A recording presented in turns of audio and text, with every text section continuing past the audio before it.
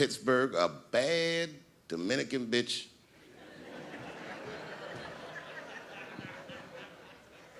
was coming to New York. She was gonna spend the weekend with me.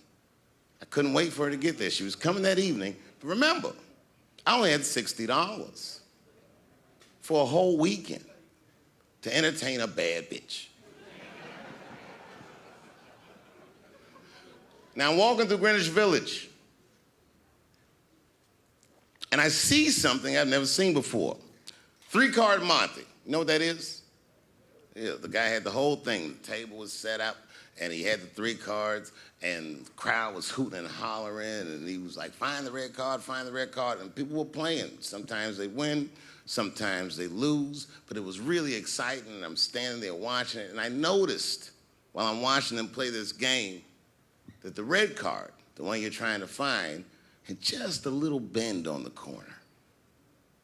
And I'm watching it and I'm like, yo, this guy doesn't seem to know that red card is bent.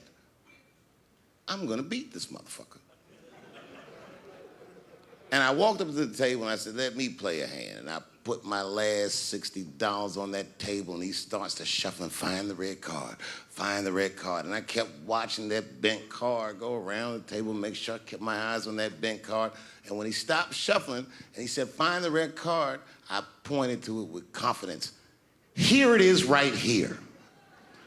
And he flipped it over and it was black. And he took my money. I couldn't fucking believe that. How did this nigga do that? Was that magic or sorcery? I was confused. So you know what I did?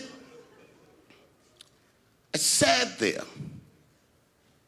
and I watched him for a real long time play the game.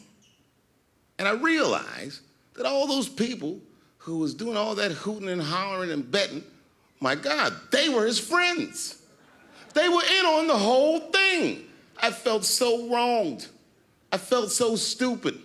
And then the next sucker came up to the table and was about to put his money down. And I said, fuck that, man. Don't put your money there. All these niggas is in on it. It's a trick.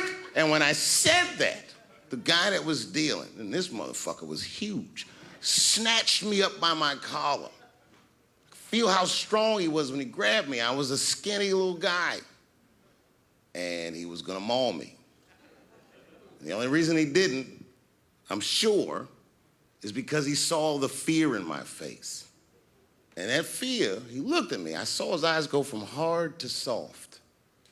He softened. Then he looked at me like the way a father would look at a child. And he said to me, young man, don't ever come between a man and his meal. I never forgot that either. Most niggas would have to run the streets for years to learn a lesson that profound. It took me 2 seconds. Never get between somebody and their paper. Taking a man's livelihood away from him is akin to killing him.